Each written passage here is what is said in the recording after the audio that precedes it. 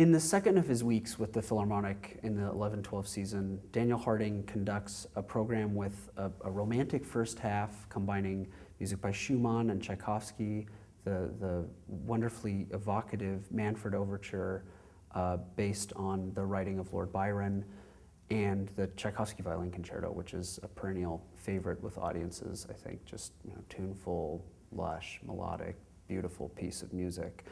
And then in the second half, picks up the Russian thread of Tchaikovsky and spins that through with the Rite of Spring of Stravinsky. So it's just a nice mixed program that has this kind of combination of the romantic first half and the modernist Stravinsky in the second half. You kind of see where the romanticism of Schumann and Tchaikovsky went in the 20th century. So it's got this kind of interesting historical narrative. I'm really excited to hear Daniel Harding conduct this program because he was with the Staatskapelle Dresden, the Dresden State Orchestra, at Avery Fisher Hall in the 10-11 season, actually, in the fall of 2010.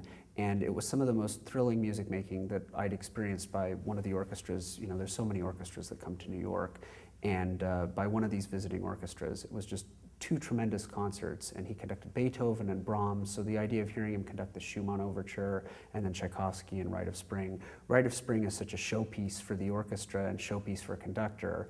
It used to be that it was just such a difficult piece, but at this point orchestras have mastered it, and there's no better orchestra to hear play this, I think, than the New York Philharmonic. It highlights so many of the players in the orchestra get to do these tremendously virtuosic things. And the other thing that Stravinsky does in Rite of Spring that's so exciting is he conjures sounds out of the orchestra that are almost unbelievable.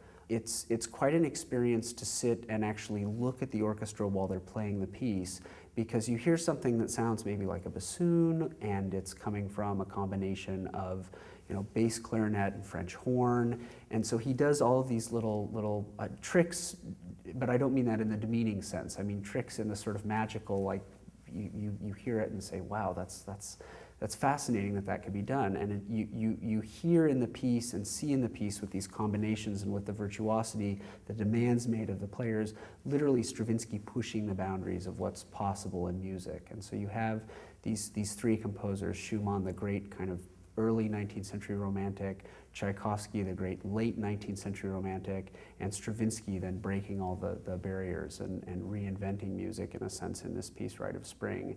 And to experience that over the course of a concert, this kind of microcosm of 19th and early 20th century musical history, I think is a really fascinating experience.